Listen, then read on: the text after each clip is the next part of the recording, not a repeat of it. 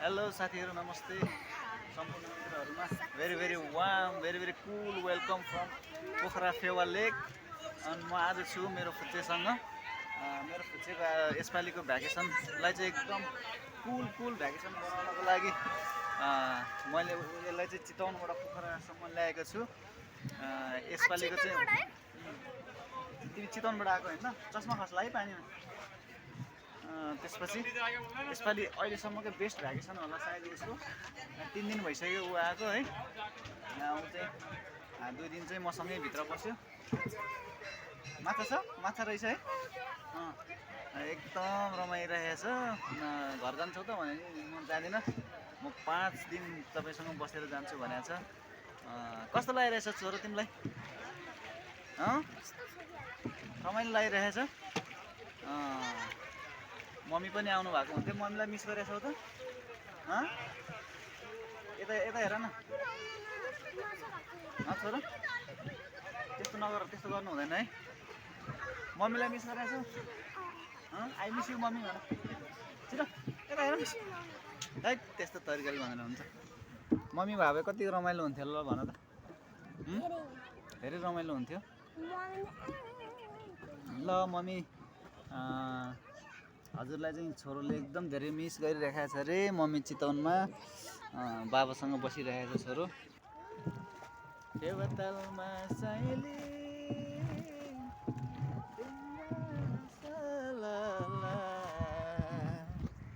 सम्झनामा तिम्रो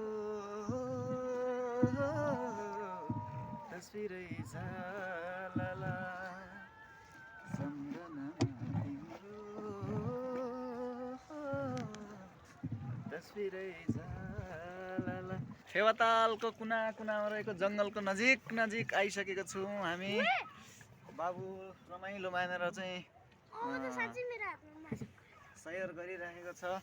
अनि हामीलाई सयर गराइदिनु हुने हाम्रो साथी हुनुहुन्छ, पछाडि चलाइराख्नु भएको छ। यी ढुङ्गा, यता हेर न, यता ढुङ्गा नि रहेछ नजिक। यता जङ्गलतिर पनि हेर न। हामी चाहिँ 1 घन्टाको लागि हाम्रो साथीलाई लिएर चाहिँ निस्केको।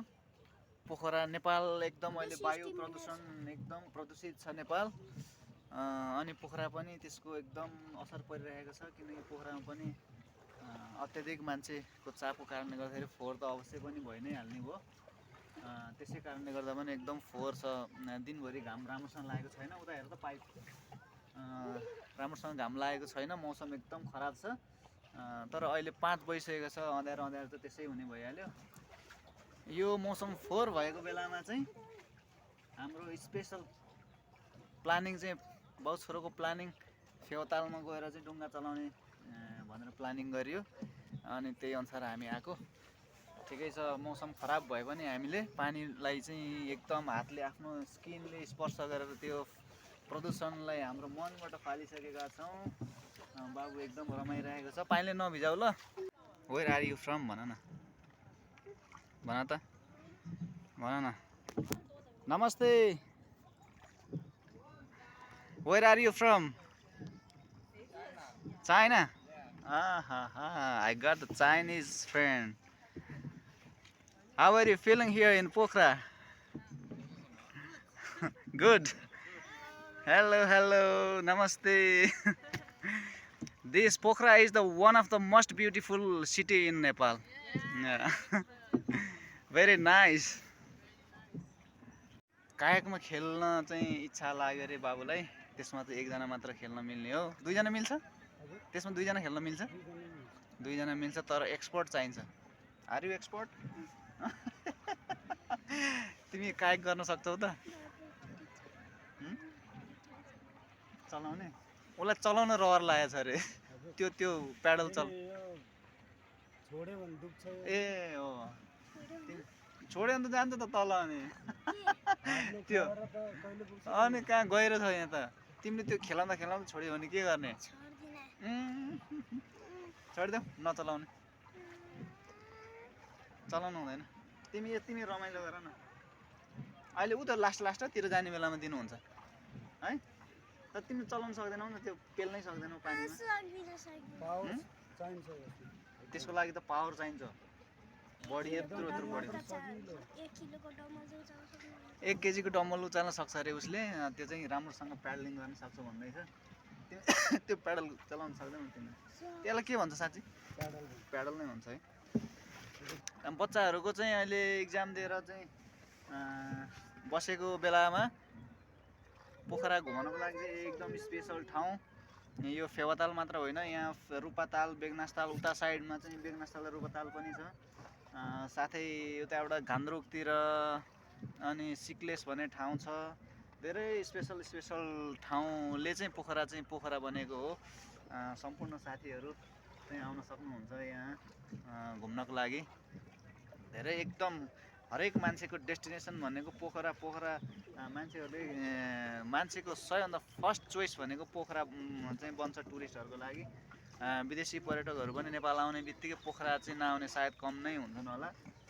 नेपाली टुरिस्टहरू पनि धेरैजसो अब पिकनिकको लागि, लङ टुरकै लागि, यहाँ घुम्नकै लागि, डेटिङ स्पोटको लागि, त्यसपछि अनि हाम्रो धार्मिक हिसाबले मठ मन्दिर घुम्नको लागि, कल्चरल्ली हेर्ने हो भने पोखरा त्यस्तै राम्रो एकदम कल्चरल्ली रिच छ।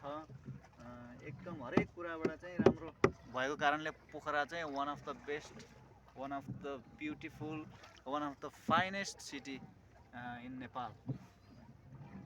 त्यसै कारणले गर्दाखेरि चाहिँ पोखरा एकदम सुन्दर छ। घुम्न आउनु होला, रमाइलो गर्नु होला होइन सर? ऊ मेरो फुच्चे पनि चितवनबाट आएको छ। चितवनमा त गर्मी सुरु भइसकेको छ यति बेला। अहिले के महिना हो अरे सर? अहिले चैत महिना है। चैत महिनामा त चितवनमा बेसरी गर्मी छ। चितवनमा त हरिबै गर्मी छ। अस्ति 22 गते आएको। तपाईँ त्यहीँबाट आउनु भएको? चितवन त बेस हेटौँडा तपाईँ बस्नको लागि नि पोखरा त धेरै राम्रो ठाउँ छ। हावा पनि धेरै राम्रो ठाउँ हो। घाम लागेको बेला त गर्मी नै हुन्छ हुन त, तर पनि घुम्नको लागि, बस्नको लागि हावा पनि एकदम स्पेसल ठाउँ हो पोखरा। स्टप हियर फल रे, कपाल नझार्नु होला भने यो भनेको। यहाँ बिचमा चाहिँ कपाल झारिदिनु, यता पोखरीमा कपाल झारिदिनु भएन अरे। के हुन्छ पोखरीमा कपाल झारिदियो भने? पोखरीमा कपाल झारिदियो भने एउटा त फोहोर हुन्छ, अर्को चाहिँ यहाँ भएको माछाहरूलाई असर गर्छ भनेर होला है, होइन? Do you agree? Yes I agree भन न। कति दिन भइसक्यो पोखरामा घाम लागेको छैन। वातावरण प्रदूषणले गर्दाखेरि विश्वको 1 नम्बरमा चिनिन सफल भएका छौँ हाम्रो पोखरा वायु प्रदूषणबाट है। त्यसको लागि धेरै नेपाली पिपुल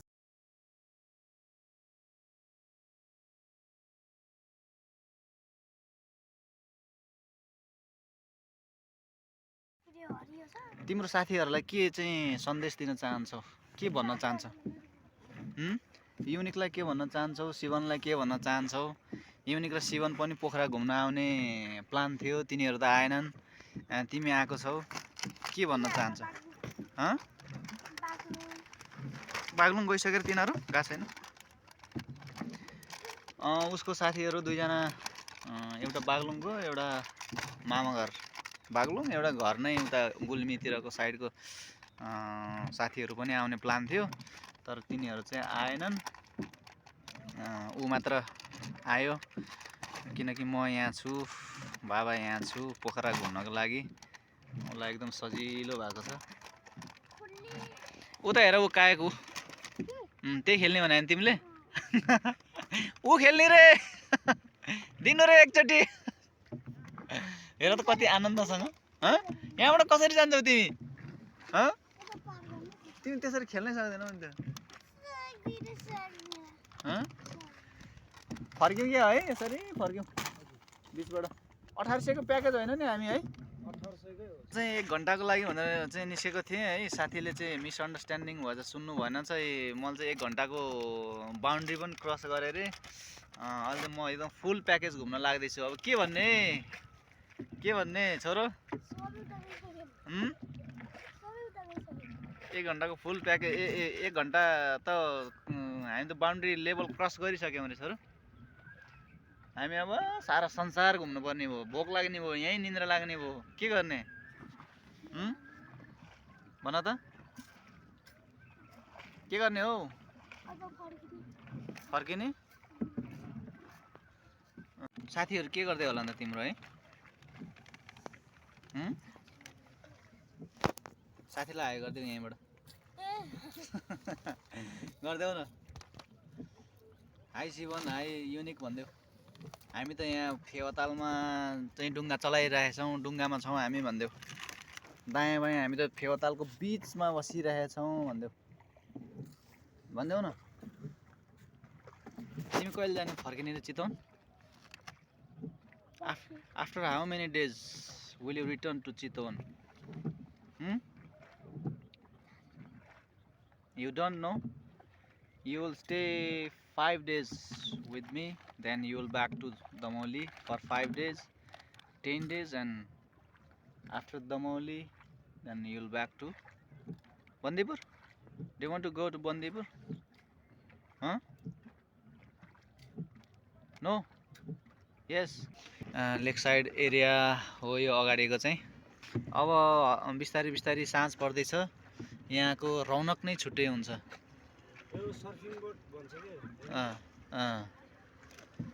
बाबु नचल ल उदय हेर सर्फिङ रे ऊ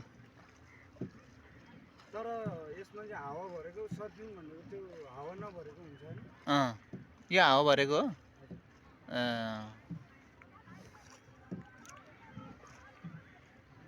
त्यो त बढेकै छैन नि त अगाडि यार बढेर त्यो बढेकै छैन नि त अगाडि टाइटानिक रे टाइटानिक ना ना ना ना ना ना ना ना ना ना ना ना